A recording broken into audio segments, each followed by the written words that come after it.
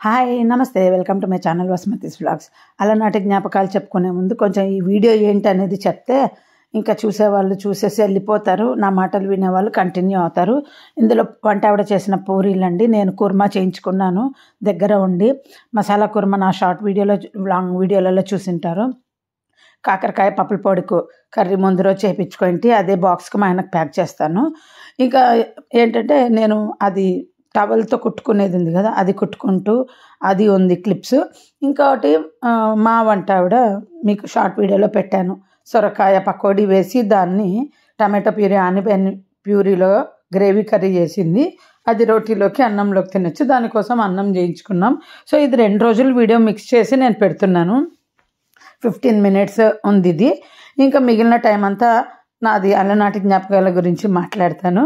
యాక్చువల్గా మాట్లాడడానికి అంత కాన్సన్ట్రేషన్ రావట్లేదు, బట్ అయినా కష్టపడి మాట్లాడతాను, తెచ్చుకొని గుర్తు చేసుకొని. ఎందుకంటే మనం ఆనందంగా ఉంటే బాధలన్నీ మర్చిపోతామంటారు కదా. సో నేను ఆనందంగా ఎప్పుడూ ఉంటాను, కానీ బాధలను కూడా ఎప్పుడు గుర్తుపెట్టుకుంటాను. కాకపోతే డిప్రెషన్ అనేది ఉంది చూడండి, అది నన్ను దూరం చేసేసింది. నాకు ఎన్ని బాధలున్నా నేను పెళ్ళైనాక ఆనందంగానే ఉండేదాన్ని, 10 మందికి ఆనందంగా కనిపించేదాన్ని. సో ఇప్పుడు కూడా మీకు అలాగే కనిపిస్తున్నాను. సో మీకు ఆల్రెడీ నా వీడియోస్లో చాలాసార్లు చెప్పాను నేను పడే కష్టాలు ఎలాంటివి ఏంటని.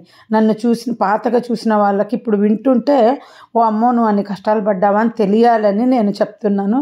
ఫ్యూచర్లో మా పిల్లలు ఎప్పుడైనా సరే ఎవ్వరికి సుఖము, ఇప్పుడు నేనున్నంత సుఖం నా పిల్లలకి లైఫ్లో కలగచ్చు కలగకపోవచ్చు, ఇంతకంటే బ్రహ్మాండంగా ఉండొచ్చు, లేదా ఇంతకంటే డౌన్లో వాళ్ళ లైఫ్ ఉండొచ్చు. సో అప్పుడు ఈ వీడియోలు వాళ్ళకు కూడా యూజ్ అవుతాయని నేను చెప్పుకుంటున్నా. వంటలు ఎలా యూజ్ అవుతాయో నా లైఫ్లోటి డైరెక్ట్ వాళ్ళకి చెప్పుకున్నాను. కానీ బాధ వేసినప్పుడు మళ్ళీ నా మాటలు వాళ్ళకి రిపీట్ అవ్వవు కదా. బుక్లో కొన్ని రాసి పెట్టానని చెప్పాను, కొన్ని పాయింట్స్ నా ఫ్రస్ట్రేషన్ వచ్చినప్పుడు అవి చదువుకోవచ్చు, చక్కగా వీడియో ఓపెన్ చేసుకొని వినొచ్చు. ఎందుకంటే నాకు ఒకసారి యూట్యూబ్ పెట్టిన కొత్తలో మా వారి ఫ్రెండ్ కూతురు చెప్పింది, ఆంటీ నాకు డిప్రెషన్ ఉన్నప్పుడు మీ వీడియోను రిపీటెడ్గా చూస్తాను, నాకు బాగా ఆనందాన్ని ఇస్తుంది అని. సో ఆ అమ్మాయి యంగ్ అమ్మాయి, అలా ఒక యంగ్ అమ్మాయికి అనిపించినప్పుడు రేపొద్దున నా పిల్లలకు కూడా నా వీడియోస్ చూస్తే ఒక ఊరట కలగాలి. అమ్మతో బాధ చెప్పుకుంటే ఎలా ఉంటుంది, అమ్మ మాట్లాడుతుంటే ఎలా ఉంటుంది అనేది అందరికీ తెలుసు కదా. మనం బాధలు చెప్పుకున్నప్పుడు మనకు తిరిగి వాళ్ళ బాధలు చెప్తారన్నమాట. మేము ఒకప్పుడు అంతేరా కష్టపడినాము అని చెప్తే ఎంతో కొంత ఊరట వస్తుంది. బయటి వాళ్ళు కూడా మనకు వాళ్ళ కష్టాల గురించి చెప్తారు చూడండి. నేను నా కష్టం గురించి చెప్తుంటే నువ్వు నీ కష్టం గురించి చెప్తున్నావని తిట్టుకుంటాం. వాళ్ళు ఎందుకు చెప్తారంటే నేను కూడా కష్టపడ్డానని చెప్తాం. కానీ ఆ సిచ్యువేషన్లో నేను కూడా చాలామంది నాకు వాళ్ళ కష్టాలు చెప్తే నాకే కష్టం ఎక్కువ ఉంది నీకంటే అని నేను కోప్పడేదాన్ని. నా కష్టం చెప్తుంటే నువ్వు మధ్యలో నీ ఎప్పుడైనా సరే అండి, ఎవరితోనైనా మాట్లాడండి, మీ కష్టం చెప్పంగానే తిరిగి వాళ్ళ కష్టం చెప్తారు. మీకు వాళ్ళ కష్టం వినడం ఇష్టం లేకపోతే మీ కష్టం చెప్పుకోకండి. బట్ డిఫరెన్స్ ఏంటంటే వాళ్ళు అప్పట్లో కష్టపడినాం అంటారు, మనం ఇప్పట్లో కష్టపడినాం అంటాం. ఇప్పట్లో అప్పటిలాగా కష్టపడాలంటే కష్టపడలేం కదా, అది డిఫరెన్స్. సో ఈరోజు నాతో నువ్వు సమానంగా లేవు అని మనము అనగలచ్చు. అంటే నేను కష్టంలో ఉన్నా నువ్వు కష్టంలో లేవని అదే చెప్తున్నా. ఒకరికి ముందు వస్తాయి కష్టాలు, ఒకరికి తర్వాత వస్తాయి, కానీ అందరికీ కష్ట సుఖాలు అయితే కంపల్సరీ లైఫ్లో ఉంటాయి. సో ఇప్పుడు నేను నా వీడియోలో నా పాత జ్ఞాపకాలకి వెళ్ళిపోతున్నాను, చెప్తాను. ఇంకా మా అత్తగారి ఇంట్లో ఎప్పుడు పనికి పిలుచుకుంటారు, పని చేపిస్తారు. ఆ ఇంట్లో తిరిగి తిరిగి సన్నగా అయిపోయేదాన్నండి నేను. ఇంకా ఎందుకంటే మా ఇద్దరం ఉండేదే ఒక సింగిల్ బెడ్రూమ్ ఫ్లాటు, దాంట్లో ఎంత పని చేసినా తిరుగుడు ఉండదు. వాళ్ళ ఇంట్లో ఈ రూము ఆ రూము, తలుపులు తీయటము, వంగి పని మనిషి పని, వంట పని, మళ్ళీ ఎంత పని చేసుకుంటాం కదా. అంత పని చేస్తే మా ఇంట్లో టిఫిన్ ఎప్పుడు తెలుసా, 11కు టిఫిన్ అన్నమాట. ఈడ హైదరాబాద్లో విజయవాడలో కానీ మా ఇంట్లో 8కే టిఫిన్ అయిపోతుంది. చిన్నప్పుడు పెళ్ళికి ముందు అమ్మ ఇంట్లో కూడా 9కంతా టిఫిన్లు అందరూ అయిపోతాయి. అలాంటి నేను అత్తగారింటికి వచ్చిన ప్రతిసారి 11కు 15 రోజులైనా కానీ 11కు టిఫిన్ 10కి అయిపోతుంది. ఇంకా మా అత్తగారు అప్పుడు కూడా తినరనమాట. 11 వరకు కడుపు మార్చుకోవడము ఆడపిల్లకి ఎంత కష్టం కదా. అట్లాగే నేను అడ్జస్ట్ అయ్యేదాన్ని. మా ఆయనతో ఏ రోజు కూడా చెప్పుకోలేదు. మా ఆయన కూడా ఆడికి పోయినప్పుడు వాళ్ళని ఒక్కసారి కూడా మా ఆవిడ చాలా తొందరగా చేస్తుంది, అబ్బా మీలాగా కాదని ఇలాంటి మాటలు మాట్లాడితే వాళ్ళకి మండుతుంది కదా. నేను కానీ మా ఆయన కానీ మేము ఇలా ఉంటాము మీలాగా కాదు అని ఏ రోజు వాళ్ళని అనేవాళ్ళం కాదు. బట్ వాళ్ళు మా దగ్గరికి వచ్చినప్పుడు 8కే వాళ్ళకి ఆకలేస్తుంది టిఫిన్ పెడితే. అది ఎట్లా? వాళ్ళ దగ్గర ఉన్నప్పుడు 11కు వాళ్ళకి ఆకలేస్తుంది, మన ఇంట్లో 8కే వాళ్ళకి పెడితే తినేస్తారు. నేను అనుకునేదాన్ని ఆకలి వంటను బట్టి ఆకలి ఉండదు, ఆకలి అందరికీ ఉంటుంది, కడుపు అలాగే వాళ్ళు పెట్టరు చూడండి. 11కా అండి ఊర్లలో టిఫిన్లు పెట్టేది? మీరు చెప్పండి. సిటీలో వాళ్ళని ఇప్పుడు అంటారు కానీ నేనైతే మా ఇంట్లో 8కే. అది మైనస్ పాయింట్ కదా వాళ్ళది. నేను ఏ రోజు వాళ్ళని వేలెత్తి చూపించలేదు. ఎందుకంటే మళ్ళీ చేసుకొని ఏం పంచభక్ష పరమాన్నాలు తినరు. నేనే పంచభక్ష పరమాన్నాలు అంటే దోశలు, ఇడ్లీలు, చపాతీ, పూరీలు చేసేదాన్ని. వాళ్ళు మాత్రం పప్పొంగలి, ఉప్మా, మరమరాల తర్వాత. ఇవన్నీ ఎందుకు చెప్తున్నానంటే వాళ్ళు మాత్రమే కష్టపడినారు అనేది మీకు కూడా తెలియాలి. అంటే నేను సుఖంగా తింటున్నాను, వాళ్ళు సుఖంగా తినేవాళ్ళు కాదు, అది చెప్తున్నా. అది వండే వాళ్ళ మీద ఆధారపడి ఉంటుంది కదండి. చెప్పండి, వాళ్ళు వండరు కనుక వాళ్ళ ఇంట్లో ఎవరేం తినరు, నేను వండుతాను కనుక మా ఆయన తింటాడు, అంతే. వాళ్ళు ఏంటంటే నేను 15 రోజులు ఉన్నా కానీ ఒక పూట పప్పొంగలి చేస్తారు, ఒక పూట బొరుగులు చేస్తారు, ఒక పూట ఉప్మా చేస్తారు, ఇంకొక పూట బయట ఇడ్లీ తెస్తారు. మళ్ళీ సేమ్ బొరుగులు, అటుకులు, ఉప్మా, పప్పొంగలి, మళ్ళీ ఇడ్లీ, బొరుగులు, ఇంతే. ఇవే రిపీట్. ఆడ దోశ, ఇడ్లీ ఒకే ఒక్కసారి తిన్నా నేను. చాలా అంటే నా చేత పిండి రుబ్బించుకోవటం వల్ల వాళ్ళు, నేను ఉంటే నా చేత అన్ని పనులు చేయించుకుంటారు. మా ఇంట్లో నేను పిండి రుబ్బుకుంటా కనుక ఆడ రుబ్బిస్తారు నేను పోయినప్పుడు. ఈడ నేను పూలు కట్టుకుంటాను కనుక ఆడ పోయినప్పుడు రోజు వాళ్ళు కట్టిన పూలు తెచ్చుకుంటారు. నేను ఉన్నప్పుడు మాత్రం విడి పూలు తెస్తారు మా మామయ్య. అమ్మ పూలు కట్టు అని. సరేలే అని కడతాను. అది రోజు కూడా ఇంట్లో వాళ్ళతో కట్టించుకోవచ్చు కదా, నేను వస్తానే ఎందుకు చేయించుకుంటారు? నేను ఆల్రెడీ వాళ్ళతో పాటు ఇంట్లో పని చేస్తాను, మళ్ళీ నాకు వచ్చిన టాలెంట్లు కూడా చేయాలన్నమాట. వంటలు అడిగి చేయించుకుంటారు. అందుకే నేను వాళ్ళ దగ్గర వాళ్ళు వచ్చినప్పుడు వాళ్ళలాగే నేర్చుకొని, వాళ్ళు వచ్చినప్పుడు నేను కూడా మ్యాక్సిమం అంటే ఇడ్లీ, దోశ తప్ప ఇంకా వెరైటీస్ ఏం చేయకుండా సింపుల్గా చేసేదాన్ని. ఎందుకంటే నేను ఆడిపోతే నన్ను నా ఇంట్లో నా పని చూసుకొని వాళ్ళు ఆడ నన్ను టార్చర్ పెడుతున్నారు కదా. నేను ఎలా సేఫ్ అయ్యాననే చెప్తున్నా. రకరకాలు ఇక్కడ తినిపించడం వల్ల నన్ను ఆడ రిపీటెడ్గా ఆ పనులు చేయించుకుంటున్నారు. చేయించుకుంటే నాకు హెల్ప్ చేయరు. పైగా మళ్ళీ రెండోసారి వాళ్ళు చేసుకోరు. నేను చేస్తేనే అలా తింటారు, లేకపోతే మళ్ళీ సేమ్ పొంగలి, ఇడ్లీ, ఉప్మా, అటుకులు, హోటల్ ఇడ్లీ, పొంగలి, ఇదే మా జపం. ఇంకా మధ్యాహ్నం అంటారా సాంబార్ చేసుకుంటారు, అంతే. రోజు కూరగాయలు వేసుకొని సాంబార్ లేదా కూరగాయలు వేసుకొని పప్పు, చాలా రేరు విడిగా కర్రీ చేసుకోవడం.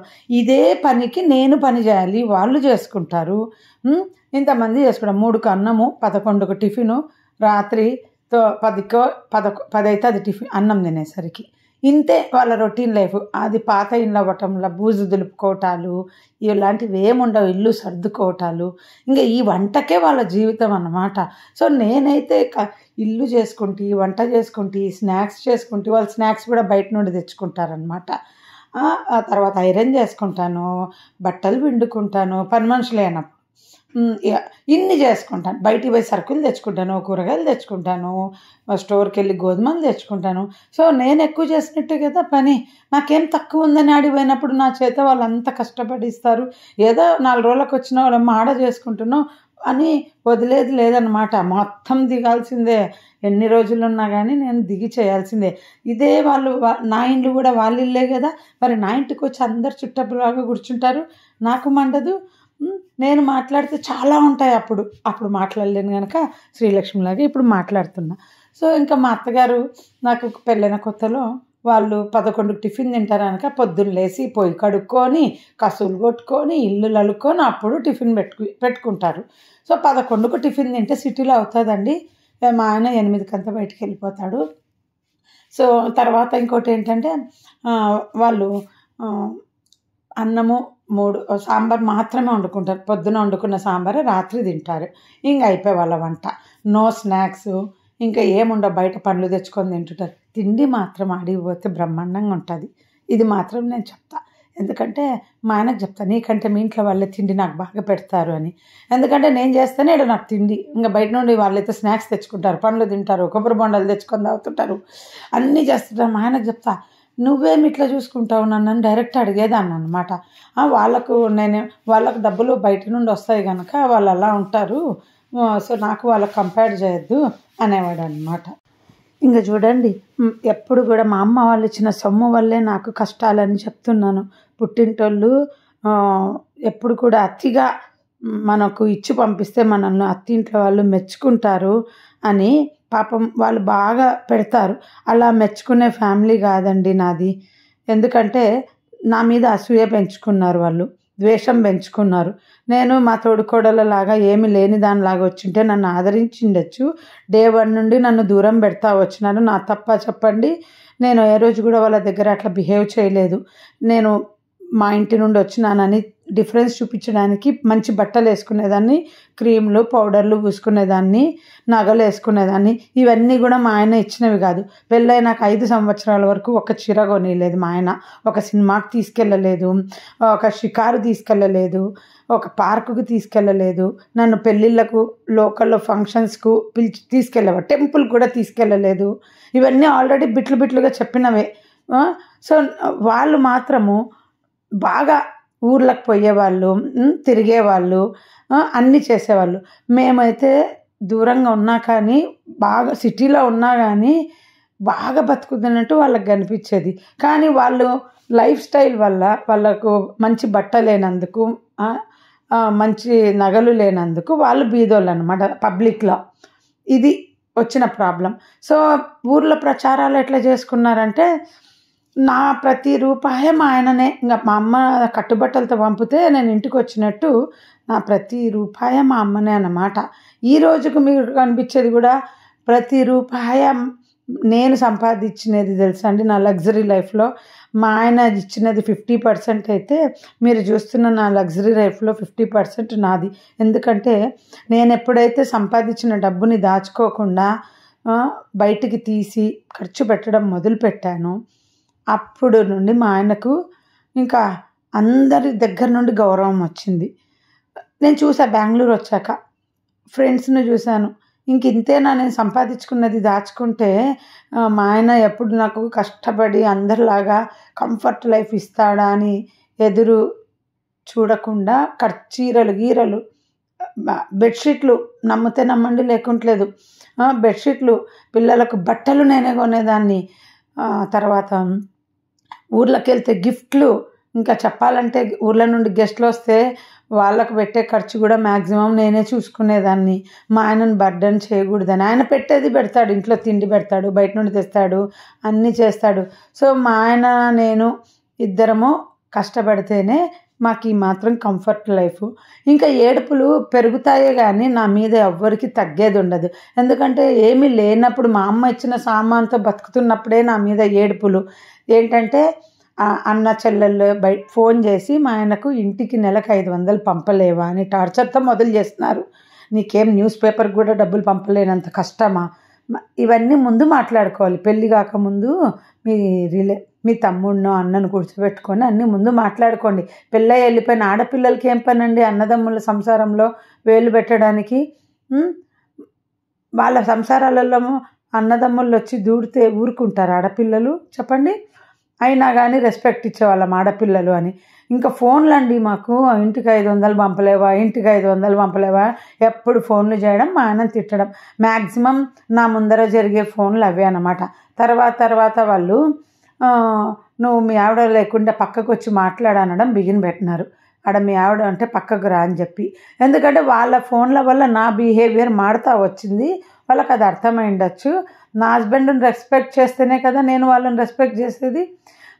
నా హస్బెండ్ రెస్పెక్ట్ చేయకుంటే నేను వాళ్ళని ఎందుకు రెస్పెక్ట్ చేస్తాను? మా పుట్టింటోళ్ళు మా హస్బెండ్ను విపరీతంగా రెస్పెక్ట్ చేస్తారనమాట.